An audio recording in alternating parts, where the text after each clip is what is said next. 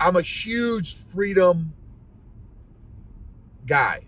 I, you know, I want to think for myself because again, for 24 years, well, and you could even argue in the military, in the conventional army, free thinking is not looked very highly upon. Creative thinkers, free thinkers are not looked very highly upon in conventional army. Special operations, that's totally fine. Conventional army, not fine. There may be some exceptions, but they would be rare. In the business cult, there was zero room for free thinking or independent thinking. You had to color within the very small box that they created, and any type of you do a little scribble outside the line, you you will you will know that that is not acceptable behavior. They will let you know. And so, yeah, you couldn't ask questions about the organization. Well, and if you did ask questions, you would very quickly realize that that was not acceptable behavior to ask questions about how the organization did business. You would get gaslit.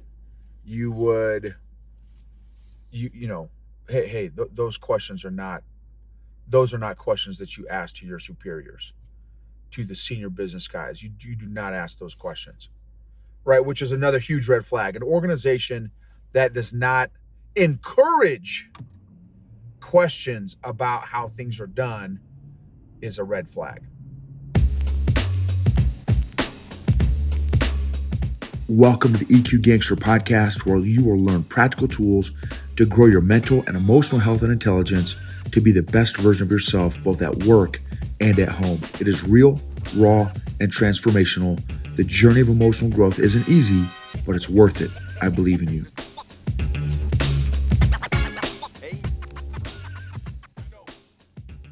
This episode is sponsored by Classical Conversations.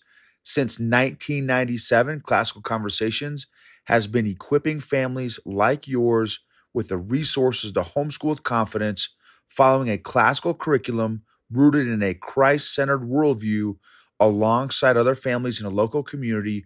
Homeschooling is doable with Classical Conversations. Check out classicalconversations.com/Gibbons for more information. Again, that's classicalconversations.com/Gibbons, Gibbens. EQ Gangsters. So this episode is going to be on control, and I apologize for the road noise. I'm going to pick up my daughter right now. So control. I know I've talked about control before. I don't know if I've done a whole separate episode on control. I've got a couple real life scenarios for you all to share, and hopefully it will draw out some lessons that you'll be able to apply to your own life regarding the concept of control.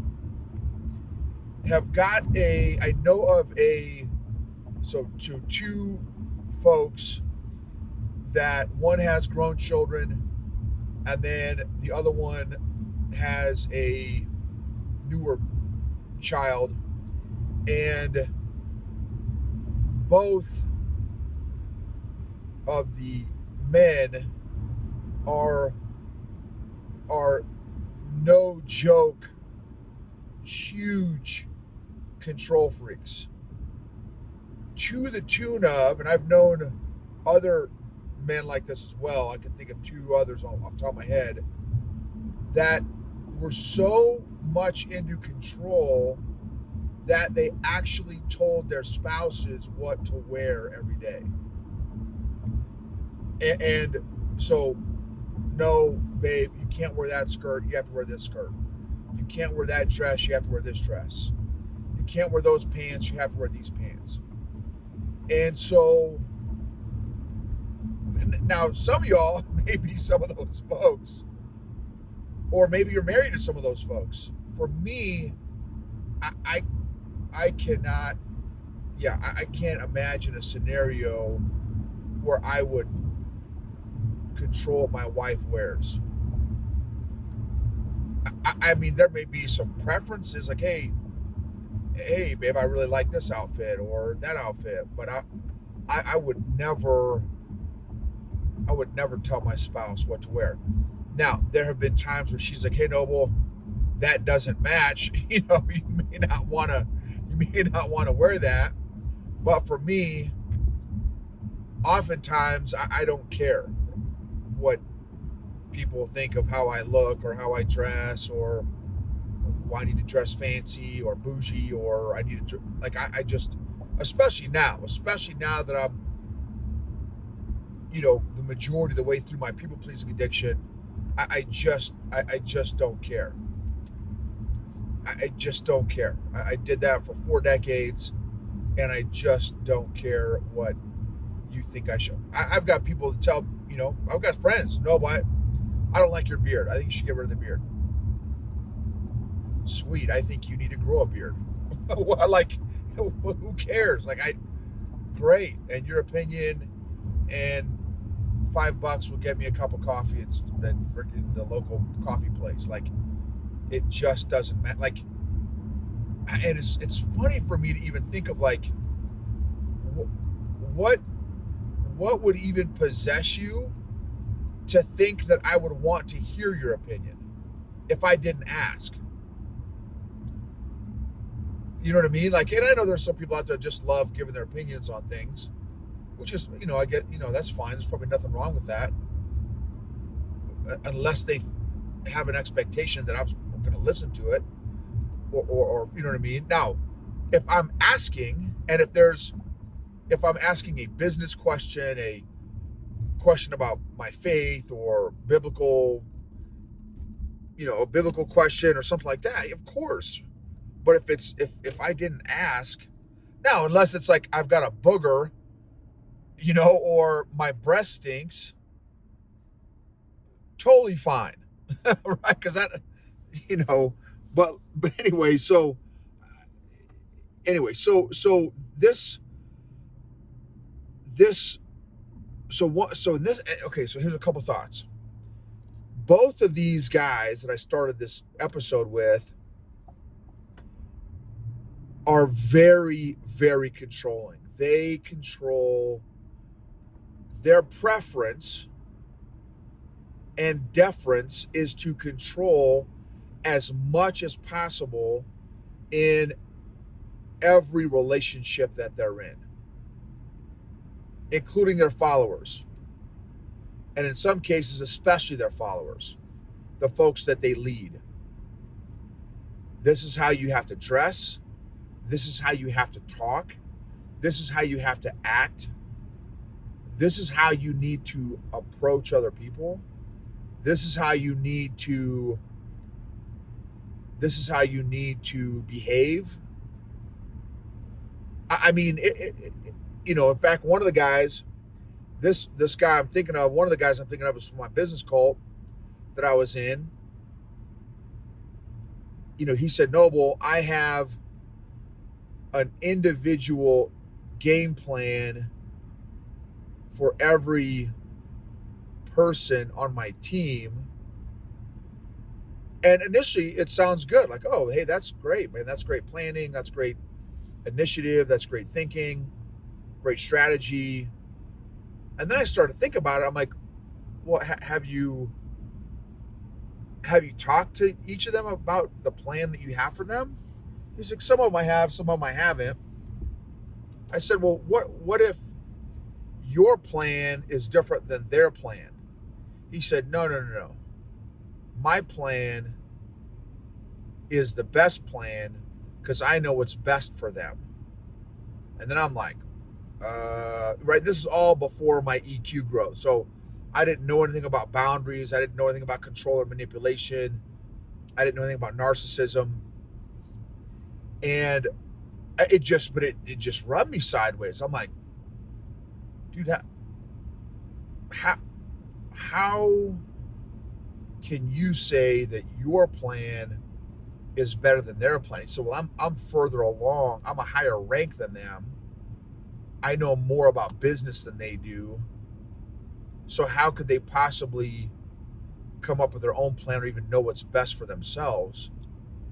And I said, well, it seems like it would be a good idea to kind of develop that game plan with them and get their input. He said, again, why would I need their input when I know what's best for them? I just thought, wow. And again, I didn't have words for it. I didn't have the language, the EQ language. But I'm like, man, that just does not feel right. It doesn't sound right. It doesn't feel right. Of course, and now it's very crystal to me. And this other guy,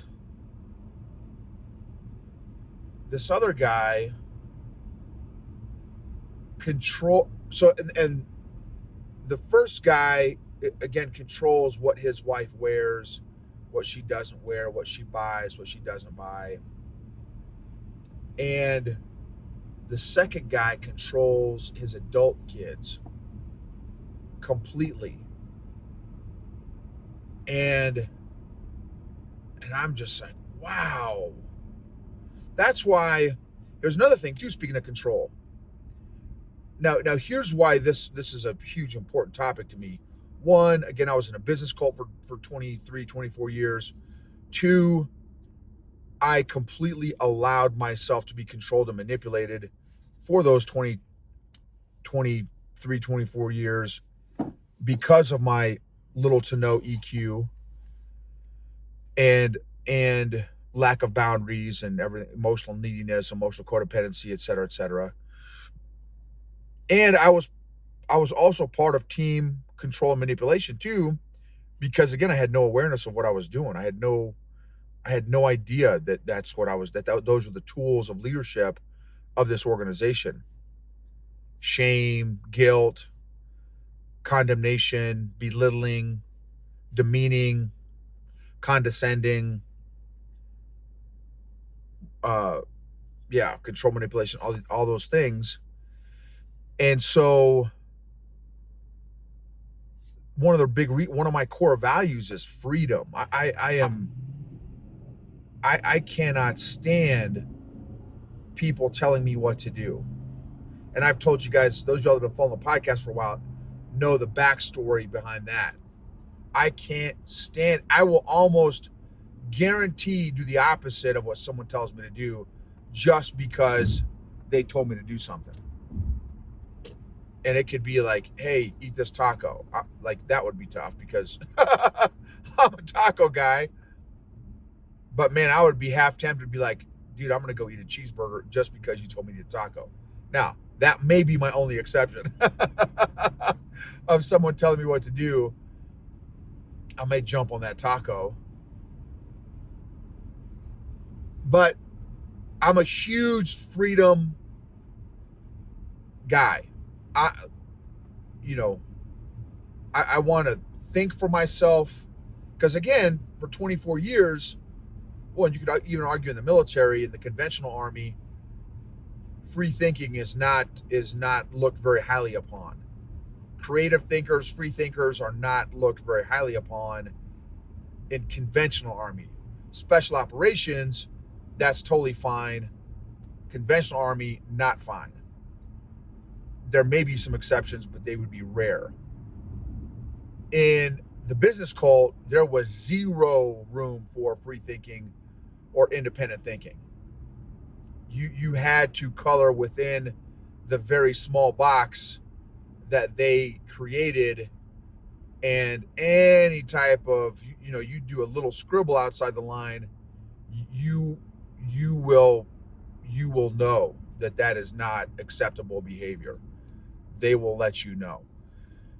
And so, yeah, you couldn't ask questions about the organization. Well, and if you did ask questions, you would very quickly realize that was not acceptable behavior to ask questions about how the organization did business.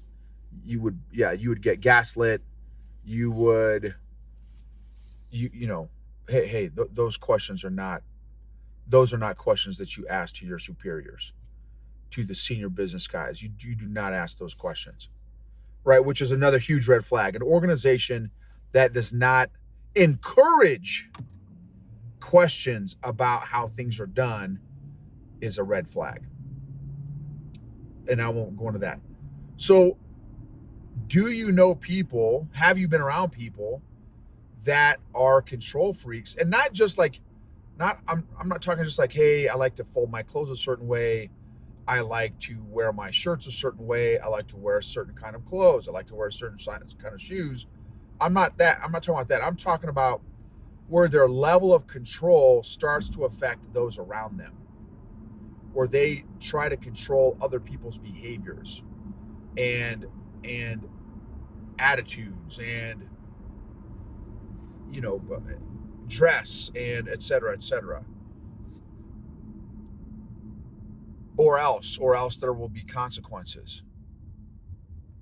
And again, there's kernels of truth in all this, right? Because I know there are people rebutting what I'm saying right now. Well, Noble, corporate America, each company has a certain dress code, and they're you can't cuss at the in the or you can't, right? So yes, I get that there are certain standards and that kind of thing. When you start, I guess what I'm feeling is when you start to infringe on an individual's freedom and an individual's ability, or an individual's free thinking and critical thinking, the this whole social experiment that we just got done having the last 3 years.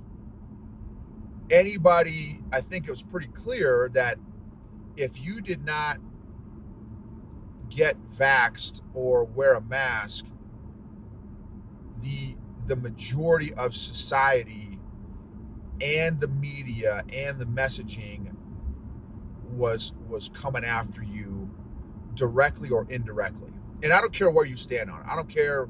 Oh, but everyone knows.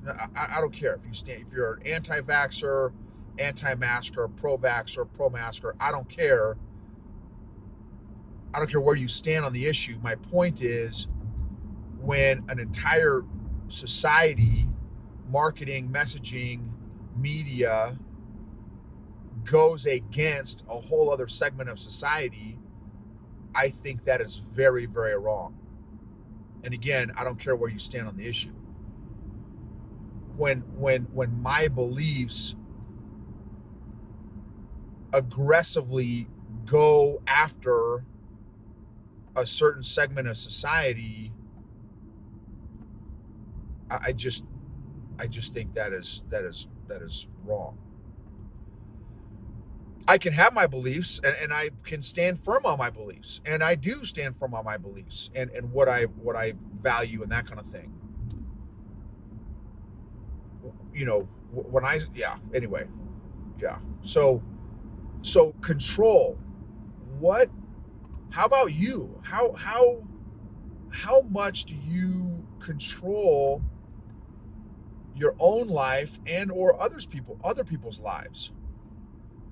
Do you, yeah, how controlling are you? And then if someone doesn't listen to you or follow your commands, so to speak, what what are the consequences?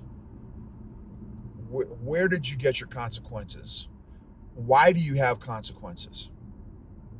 Now, again, the exception is, I know, military, right? Because if you, obviously, again, there are certain standards of behavior and conduct. If you're in combat, obviously, there needs to be some very, very dialed in standard operating procedures and rules of engagement in order to keep people alive. So I'm not talking about the exceptions of, well, in combat, Noble, I get this. I'm not trying to be controlling either, right? In what I'm talking about here. So again, I never finished my thought earlier. That's another reason why I'm huge in figuring out how to be financially independent, so that you are not able to be controlled by anybody else. A job, right? A job in many descriptions is an environment, is a controlling environment.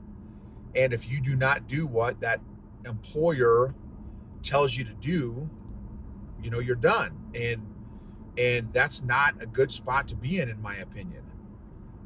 And there are a lot of people that, because of their financial situation, are controlled by very toxic employers because of their financial situation. And I empathize tremendously. So that's why I'm such a big believer in getting a side hustle, starting a side hustle, becoming financially independent, so that you are not allowed to be controlled financially by somebody else. I mean, that's, I think, one of the benefits that Trump had. And again, I don't care where you're at politically. This is not a pro-Trump speech. The fact that he was already a billionaire and did not need anybody else's money, he didn't need any politician's money. He was able to make certain stands and positions and not be controlled by the powers that be.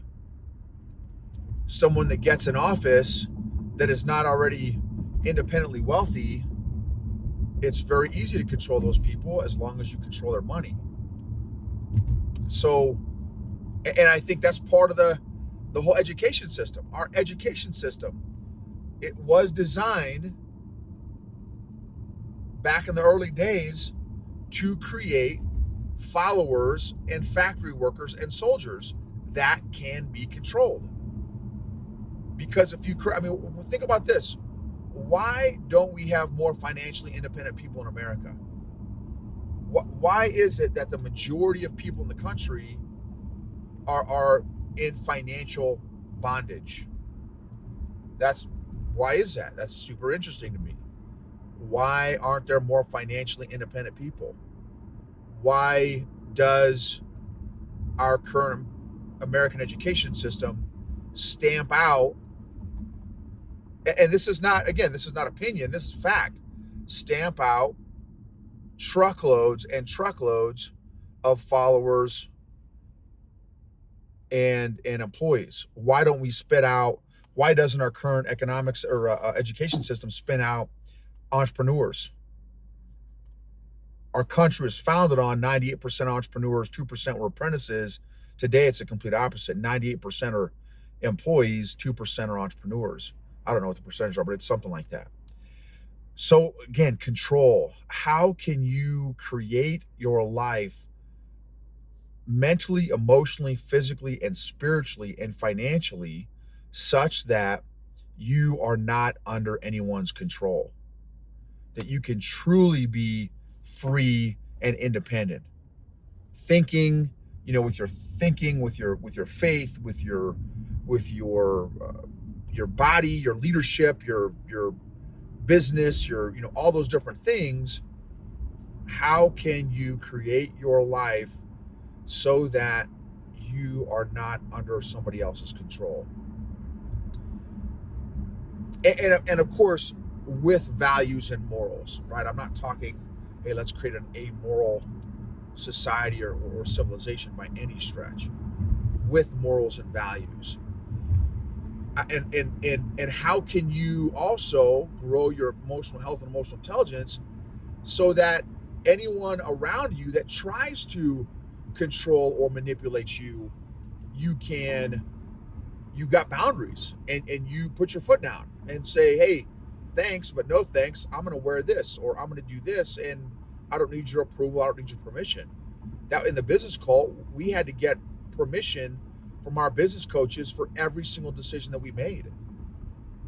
The vast majority of decisions that we made, we had to get permission from our business coaches. Now they would call it, oh, no, that's not accurate. No, but it's actually perspective. But that was code for permission.